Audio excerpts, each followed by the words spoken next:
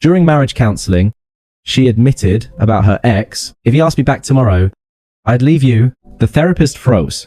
I stood up, thanked them for their time, and walked out. Her call started before I reached the parking lot. I never answered. Hey viewers, before we move on to the video, please make sure to subscribe to the channel and hit the like button if you want to see more stories like this. Thanks.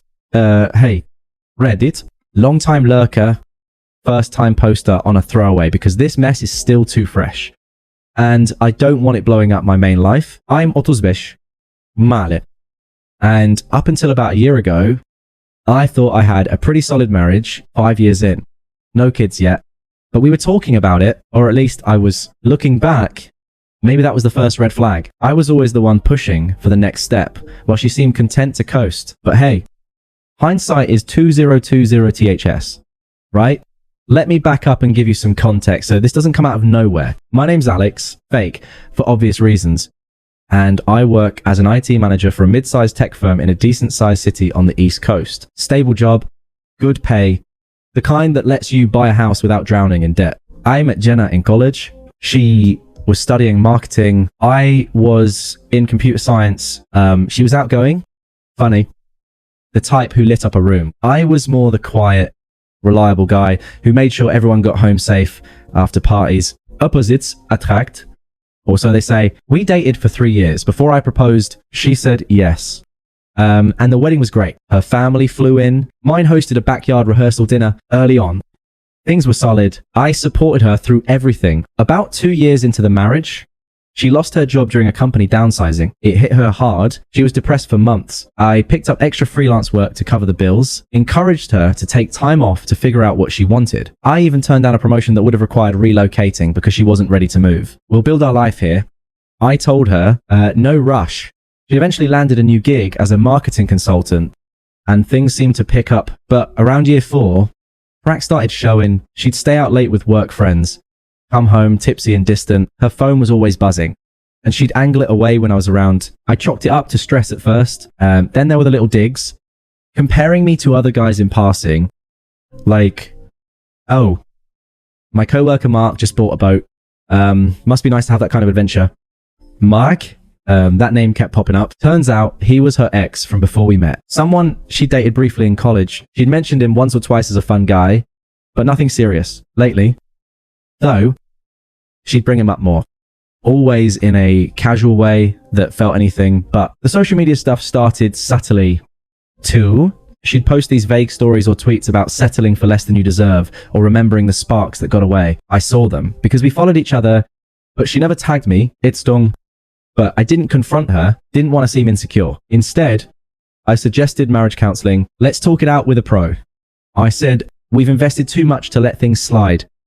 She agreed, but looking back, her enthusiasm was lukewarm at best. We booked a session with a neutral therapist in town, someone recommended by a friend. I went in, hopeful, thinking this was our chance to reset. That morning, I remember feeling a mix of nerves and optimism. I made us coffee, kissed her goodbye as we left for work, and met her at the office. After the therapist's place was in a quiet building downtown, Bijgevolds, Generikart, the kind of spot designed not to offend. We sat on opposite ends of a worn couch. The therapist, a middle-aged woman named Dr.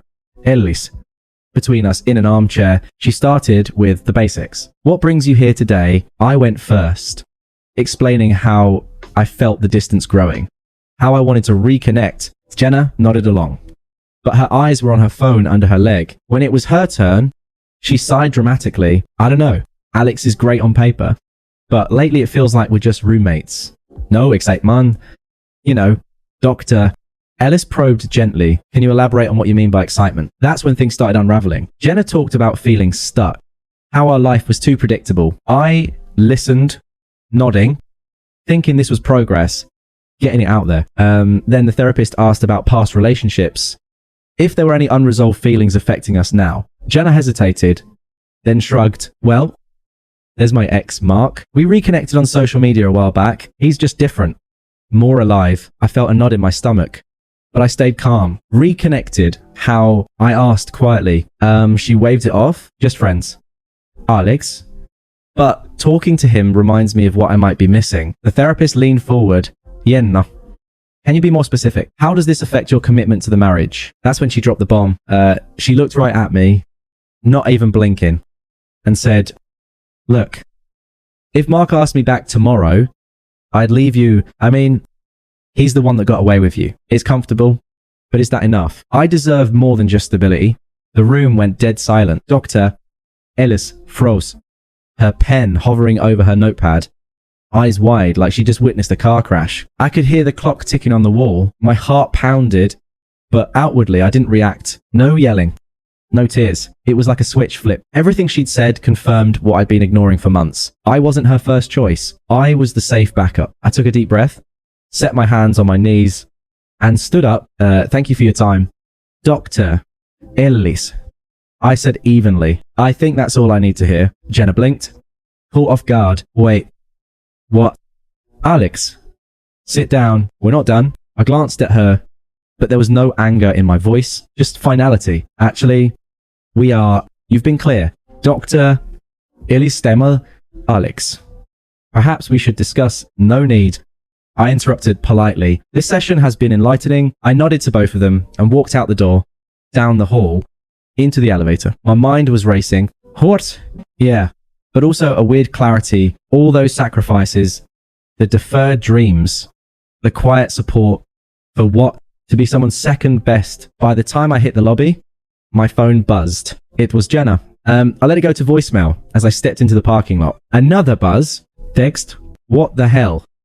Alex, come back. Then calls, one after another. I silenced my phone, got in my car, and drove, not home, to a buddy's place across town. I crashed on his couch that night. Explaining the basics without drama. It's over, I said. He didn't push, just handed me a beer. The calls kept coming, voicemails piling up. I listened to the first few out of curiosity. Alex, that came out wrong. I was just being honest, like the therapist said. Don't overreact. Her voice was a mix of annoyance and panic. Another, you're seriously walking out over words. Grow up. We can fix this. Fix this. Her twisted logic hit me hard. She'd framed her betrayal as honesty, like admitting she'd bolt for her ex was some brave act. But it wasn't about the words. It was the truth behind them. I'd been pouring into a marriage she saw as a placeholder. No more. That night, I started planning. I didn't beg or confront. I just detached, blocked her temporarily to think, contacted a lawyer the next day for divorce papers, moved my essentials to storage, left the house as is. She could have it for now. I wanted out clean, but the attempts didn't stop. Text from burner apps. This is ridiculous. Talk to me. Then her sister got involved, calling from her number. Yun is a mess.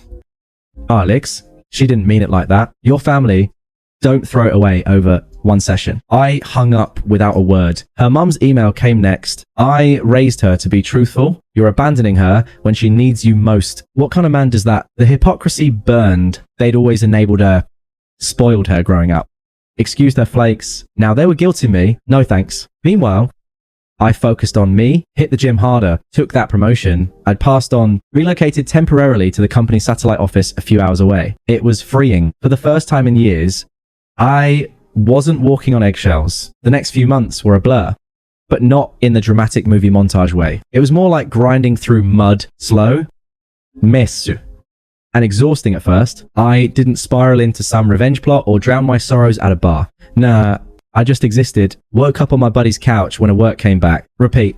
But in that quiet space, without the constant noise of Jenna's expectations or her subtle put-downs, I started to breathe again. I filed for divorce the week after the counseling session, kept it simple. No fault, even split on assets. The house was in both our names. But I let her stay there while things processed. I didn't want the drama of kicking her out. I just wanted distance. My lawyer handled the communication, and I moved into a small apartment near the new office branch. It was basic. 1 bedroom, kitchenette, view of a parking lot. But it was mine. No eggshells, no waiting for the other shoe to drop. Work became my anchor, that promotion. I turned down before I circled back to my boss and took it. It meant overseeing a team remotely with occasional travel to the main office a couple hours away. The extra responsibility was a welcome distraction. Idove in long hours, but productive ones. For the first time, I wasn't checking my phone every 5 minutes to see if Jenna needed something. Remember that freelance gig I'd done during her unemployment? I picked it up again on weekends, building a side hustle in cybersecurity consulting. It wasn't glamorous, but it padded my savings and gave me purpose. Physically, I changed to, I'd always been fit enough, but now I hit the gym like it was therapy. Early mornings, weights, cardio, whatever. Cleared my head. Lost 15 Pfund. Gained some muscle. It wasn't about looking good for revenge. It was about feeling strong again. Mentally, I started seeing a therapist solo, not Dr. Ellis. Someone new. We unpacked a lot. How I'd ignored red flags. How I'd made myself small to keep the peace. You were loyal to a fault. She said, but loyalty without reciprocity is just self-sacrifice. Flashbacks hit me randomly, like the time 3 years in when Jenna's car broke down on a road trip. I drove 4 hours in the rain to pick her up. No questions asked. Or when she wanted that expensive marketing course to boost her career, I maxed a credit card to make it happen. Even though it meant delaying my own certifications, you're my rock. She'd say back then, but rocks get eroded. I guess those memories stung. But they also fueled me. Why had I settled for being the backup? The confusion lingered. Nights staring at the ceiling, wondering if I could have fixed it. But slowly, it shifted. I wasn't confused anymore. I was clear. This wasn't my failure. It was her choice. Socially, things got interesting. Mutual friends reached out cautiously at first, heard about the session. One said over coffee. That's rough. Men, I didn't badmouth Jenna. Just stated facts. Word spread.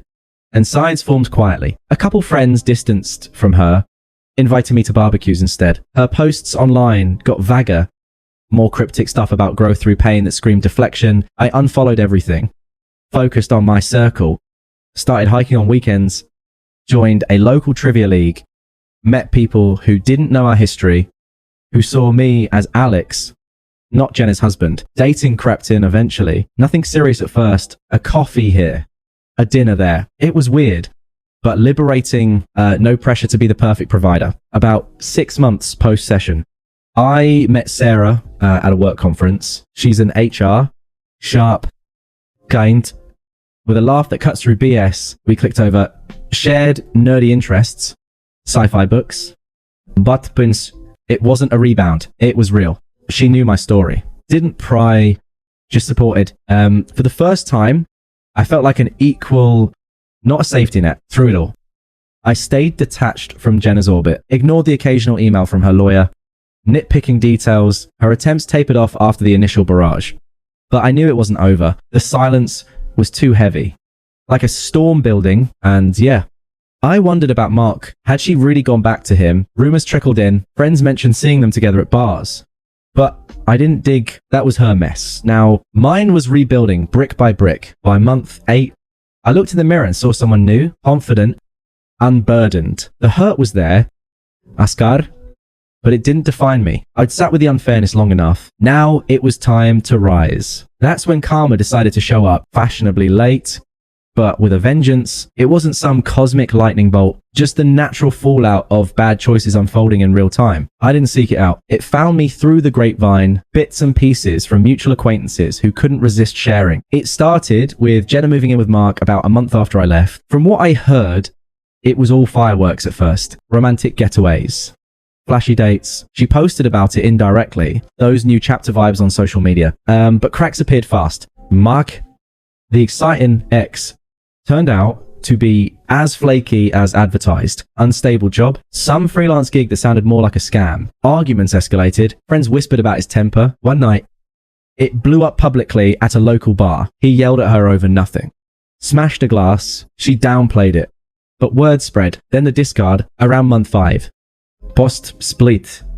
Mark bailed. Used her for a place to crash while figuring things out, drained what was left of her savings on his business ventures, and ghosted. Turns out he had a side chick the whole time. Someone younger, more adventurous. Jenna found out the hard way via a tag photo online. She unraveled quick, lost her job soon after, brought the drama to work, missed deadlines during the fallout, got let go with a severance that barely covered rent. Isolation hit next. Her family enabled her but even they had limits. Her sister vented to a mutual friend. Yin is vrek, crying all day, blaming everyone else. Mutual friends pulled back hard after hearing the full counseling story from me. Neutrally, No embellishments. They saw the hypocrisy. She treated you like a doormat. One said, invites dried up, group chats went silent. Her reputation took a nosedive. Those vague posts backfired, painting her as unstable. She ended up couch surfing with her mom, scraping by in unemployment, buried in debt from the house payments she couldn't handle alone. I got the details in dribs and drabs. A text from a buddy here, an email there. Never sought it, just nodded and moved on. Internally, it was satisfying in a quiet way. Not clear, more like validation.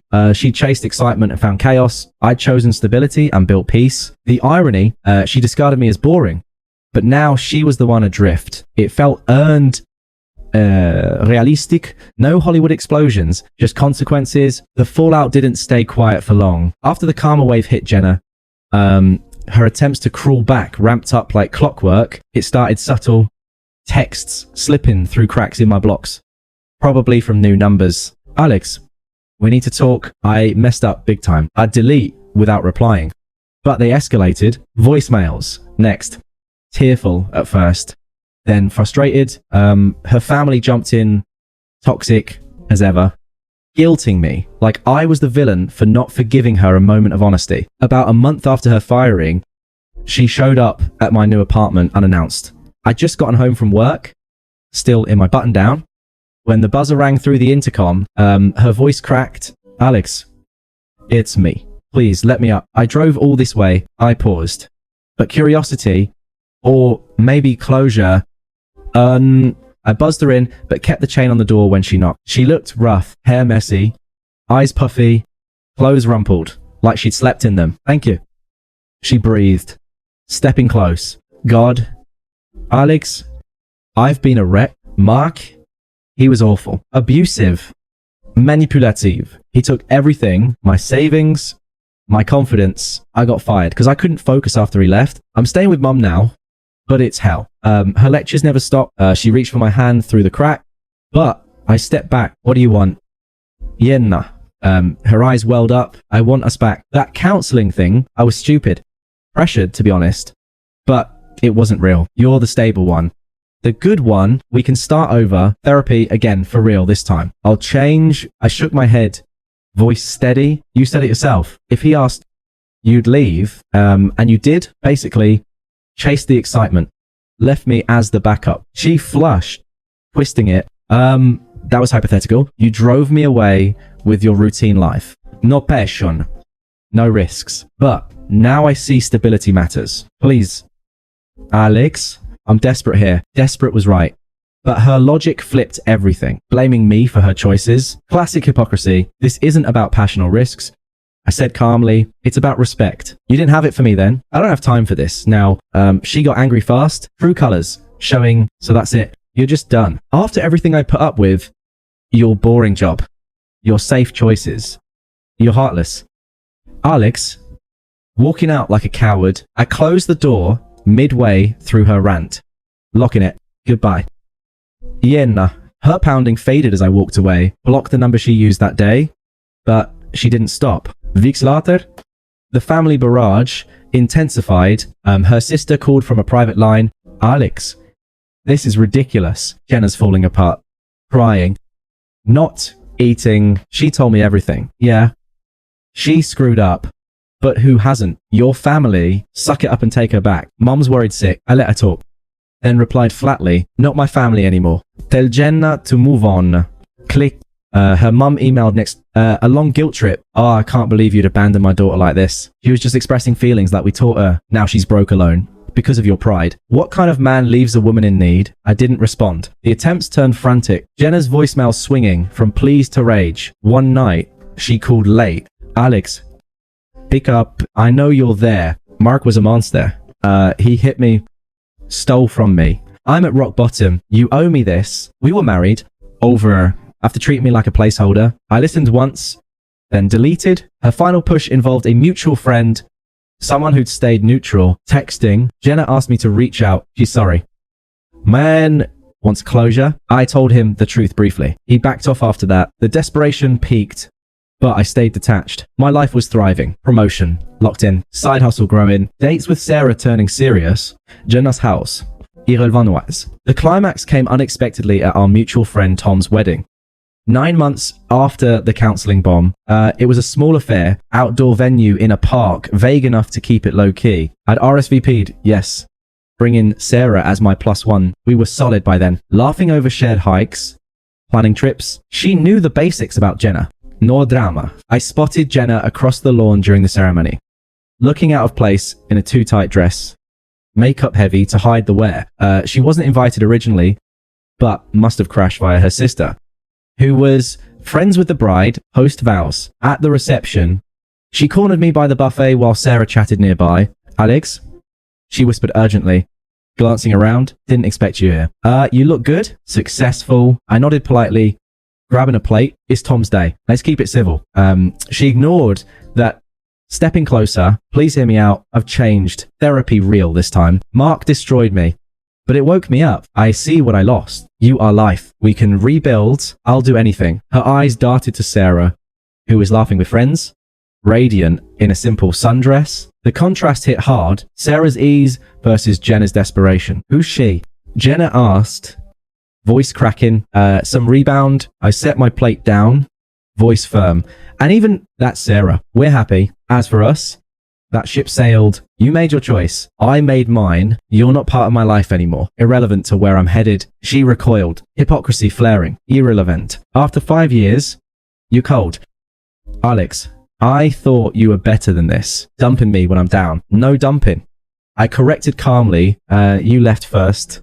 Remember, hypothetically or not, I've built something real now. Facts are facts. Tears welled. But anger won. You'll regret this. When she's gone, you'll see I was the one. I shrugged, turning away. Doubt it. Enjoy the wedding. Sarah joined me then, linking arms, and we walked to our table. Jenna hovered a moment, then slunk off. Defeated. That was it. Closure on her terms, not it on mine. I blocked her permanently that night. Divorce finalized soon after. She got the house but sold it quick in her mess. Me, promoted again, traveling with Sarah. Life upgraded. The betrayal stung once, but now it's a story. Nothing more. If you're in a similar spot, Reddit, walk away with dignity. The rest sorts itself. Thanks for watching. Make sure to subscribe to the channel and hit the like button. What do you think about this story? Share it in the comments.